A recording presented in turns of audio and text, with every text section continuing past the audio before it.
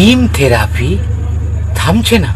পুরো রাজ্য জুড়ে, পশ্চিমবঙ্গ জুড়ে, কলকাতা জুড়ে, পুরো জেলায় জেলায় ডিম থেরাপি। মানে ওই তৃণমূলের সব দিদির কথায় ছোটোখাটো ঘটনা, হ্যাঁ, সেই সব ব্যক্তিদের উপর আজ ডিম ছোড়া হচ্ছে। ডিম থেরাপি, জুতো থেরাপি, ছাঁটা থেরাপি, মানে একরকম ওই ডিজে, অভিষেক ব্যানার্জি বলেছিলেন ডিজে বাজাবো, তো সবার ওপরই এখন ডিম জুতো ডিজে বাজছে।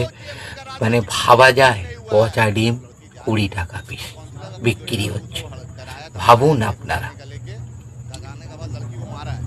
ভাবুন আপনারা, 20 টাকায় পচা ডিম বিক্রি হচ্ছে পিস। আর ভালো ডিম 7 টাকা, কোথাও 6.5 টাকা, 8 টাকা বিক্রি হচ্ছে। মানে পচা ডিমের এত দরকার পড়ে গেছে সব জনগণের।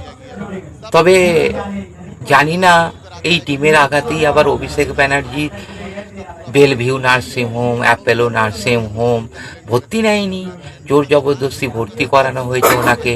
তারপরে ওনার যে মানে এমআরআই হবে এবং সিজি স্ক্যান হবে, তো বাকি নেতাদের কেন কিছু হচ্ছে না? বাকি নেতাদের কেন কিছু হচ্ছে না? এটাও তো ভাবতে হবে। অভিষেক ব্যানার্জি কি করবেন জানি না, এমআরআই করবেন না সিজি স্ক্যান করবেন। এখন তো উনি দিল্লি গেছেন, দল টুকরো টুকরো সাংসদরাও সব এদিক ওদিক, জানি না ওনারা এখন দিল্লিতে আছেন। পশ্চিমবঙ্গে এলে আবার সেই ডিম থেরাপি, জুতো থেরাপি, কিল চর থেরাপি চালু হবে। আপনারা আমার ভিডিওর সাথে সাথে যে ভিডিওগুলো দেখছেন, দেখবেন অবাক কাণ্ড।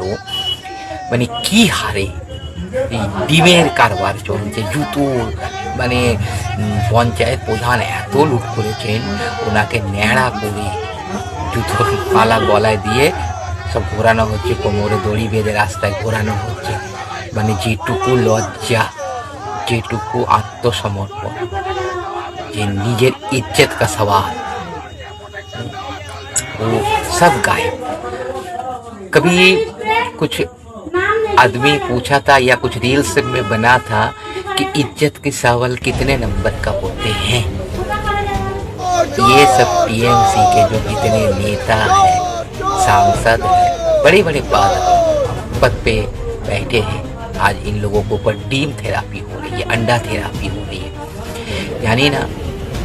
তো বন্ধুরা, আমার ভিডিওতে কিছু আপনারা হিন্দি ল্যাঙ্গুয়েজে শুনবেন, কারণ আমার ইউটিউব যে চ্যানেল আছে চন্দ্রনাথ পড়লে, তো ওখানে অনেক হিন্দিতে আছেন। ওনারা বলেছেন ভাই সাহেব আপ থোড়া হিন্দি মে কুছ বলিয়ে, তো ওই জন্যে। তো ডিম থেরাপিটা থামবে কিনা জানি না, পচা ডিমের আকাল পড়বে কিনা জানি না, ভালো ডিমেরও আকাল পড়বে কিনা জানি না, কিন্তু যে হারে দুর্নীতি এবং দলীয় করণ হয়েছে চোরের মধ্যে, শুধু একটাই আওয়াজ আজ পশ্চিমবঙ্গ জুড়ে দিকে দিকে উঠছে, চোর চোর চোর। মানে কি হারে টাকা লুট হয়েছে এবং কি হারে সম্পত্তি বাড়ানো হয়েছে। কোটি কোটি মালিক হয়ে গেছেন এনারা, কোটি কোটি টাকার মালিক। ভাবলেও অবাক হয়ে যায় যে এনারা 15 বছরে দলটায় শুধু এই চোরের দুর্নীতির দলীয়করণ হয়েছে, যে কে কত টাকা লুটবো, পাপ কেউ ছাড়ে না, সেটাই হয়ে গেছে।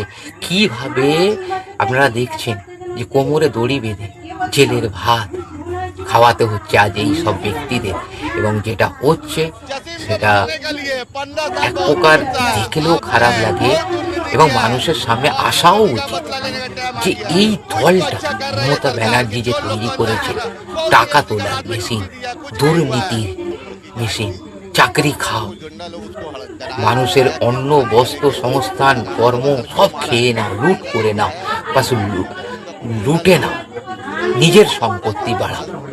মানে সেটা নচিকেতার গান ছিল, আপনি ছেলেকে কি বানাবেন কি করবেন সেটা না, তার থেকে আপনি মন্ত্রী বানাবেন।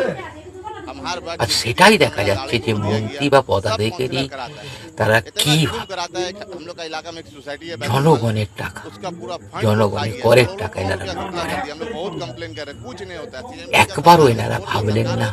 আজ আমার এটাও ভাবতে অবাক লাগে, যদি এই তৃণমূল দলটা 2026-এ জিতত, তাহলে কিভাবে এরা লুট করত, কত মানুষকে খুন করত। সেই সুযোগটা ভগবান হয়তো ওনাদের দেয়নি, বা পশ্চিমবঙ্গের জনগণ সেটা দেয়নি। একটা প্রোগ্রাম টিপে এনাদের ধুলিস্যাৎ করে দিয়েছেন, শেষ করে দিয়েছেন। 28 বছরের দলকে ভেঙে টুকরো করে দিয়েছেন। এটাই হবার নিচে ছিল। এক নায়কতন্ত্র দলে কোনো দিন কেউ টিকে থাকতে পারে না, কারণ দলটার কোনো আদর্শগত জন্ম নেই। জন্মটাই এ দ্বারাই খারাপ। কংগ্রেস ভেঙে, বিজেপি ভেঙে, সিপিএম ভেঙে, আরও অনেক পার্টি ভেঙে এই মমতা ব্যানার্জি দলটা তৈরি করেছিলেন। যার জন্ম ঠিক নেই, তো তার লালন পালন কি করে ঠিক হবে, তার সন্তানরা কি করে ঠিক হবে? শুধুই একটাই এনাদের মানে লক্ষ্য ছিল, মানুষের কেউ লুট করে, জনগণকে লুট করে নিজেদের সম্পত্তি বাড়ায়। বাগান বাড়ি দেখলে অবাক হয়, কোটি কোটি টাকার সম্পদ কি করে হয়েছে? সৎ উপায় তো কোনোদিন হয়নি। আর মমতা ব্যানার্জি বারবার বলে গেছে তৃণমূল দল করে, বলে না ওই সব চোরের পাঠশালা কালীঘাটের টালির চালা, কালীঘাট থেকেই যত সব দুর্নীতির প্রস্তাব। আর এর পিছনে সত্যিকারের কেউ যদি জড়িয়ে থাকে, তো প্রথমেই অভিষেক ব্যানার্জি এবং মমতা ব্যানার্জি। এনারা সব জানতেন, সব জেনে শুনে এই নেতাগুলোকে খাদ্য চুরি করেছে, চাকরি চুরি করেছে, পেটে লাথি মেরেছে, সেই সব ব্যক্তিদেরই ইনি আবার টিকিট দিয়ে জেতাতে চেয়েছিলেন। আজ মমতা ব্যানার্জি চুপ কেন বলুন তো? কেন উনি বলছেন না? আজ তো উনি সব দোষের দায়। 294টা কেন্দ্রের প্রার্থী তো উনি বলেছিলেন যে আমায় দেখে পড়তাম। কি দাঁড়াচ্ছে না দাঁড়াচ্ছে দেখার দরকার নেই, যাকে দাঁড় করাচ্ছেন তার বিষয়ে জানেন না? জনগণ এক এক করে অস্ত্র লুকোনো জলের মধ্যে সব। জানি না এই ডিম থেরাপিটাও আর কতদিন চলবে, আর কত নেতা জড়িয়ে, কাউন্সিলর, মানে একের পর এক কাউন্সিলর তো পদত্যাগ করছেন, আর একের পর এক কাউন্সিলর জেলে যাচ্ছে। ডিম থেরাপিও চলছে। দেখলেই জনগণ ক্ষিপ্ত। মানে নাবালিকাকে থেকে শুরু করে থ্রেডিং দেওয়া, একটা স্কুলে ছাত্রী, তিনি বাড়ি যাচ্ছেন, তার প্রতি নির্যাতন হচ্ছে, প্রতিবাদ করায়, থানায় কেস করায়, বাড়িতে আজও তাকে ধমকি দেয়া হচ্ছে, এবং তার ফল আজ শিখরে তিনি জেলের হাওয়া খাচ্ছেন, ভাত খাচ্ছেন, জল খাচ্ছেন। অবাক করার বিষয়। ভয় বলে এখনো কিছু নেই। গণতন্ত্রকে লুট করেছে এনাদের ভবিষ্যৎ কি হবে এনারা নিজেরা জানেন। মানুষ কি ভেবে এই দলটাকে এনেছিল, আজ ভাবছি বুদ্ধিজীবীগুলো কোথায়? খুব কত বুদ্ধিজীবী করে চালিয়ে কোথায়? কোথায় ওই ফিল্ম স্টাররা তো দিদির আশেপাশে ঘুরতে, কোথায় তারা? কেউ তো কিছু বলছেন না, লজ্জা করছে না মুখ খুলতে? একটার পর একটা সুবিধে নিয়ে গেছে এই বুদ্ধিজীবীগুলো, এইসব ফিল্ম স্টার আর্টিস্টগুলো। আজ কোথায়? কিছু বলছেন না কেন? জেলে যাবার ভয়? মুখ খুললে আপনাদের মতন এই নকল চরিত্র গুলোকে জেলে পড়া উচিত। নিজেদের বুদ্ধিজীবী বলে যে প্রকাশ করেন না, লজ্জায় খাটের তলায় লুকিয়ে রাখুন, লুকিয়ে থাকুন। দেখছেন তো এমন ভাবে চুরি করেছে, খাটের তলায়, কাপড়ের তলায়, গদির তলায় ঢুকে বসে। আজ আপনারাও সেরকম। লজ্জা হয় আমাদের পশ্চিমবঙ্গবাসী বলতে, বাঙালি বলতে। মমতা ব্যানার্জি সত্যিই লজ্জা হয়। আপনি 15 বছরে পশ্চিমবঙ্গকে কি হাল করেছেন? আজ সারা বিশ্ব দেখছে, সারা ভারতবর্ষ দেখছে আপনার দলের লোকেরা কি লুট করেছে। পশ্চিমবঙ্গ একটা লুটের রাজ্য তৈরি হয়েছে। কিন্তু আমাদের শুভেন্দু অধিকারী মহাশয়, বর্তমান মুখ্যমন্ত্রী, তিনি এটাকে সোনার বাংলা করবেন, সোনার বাংলা করবেন, সেই আশায় আমরাও থাকবো।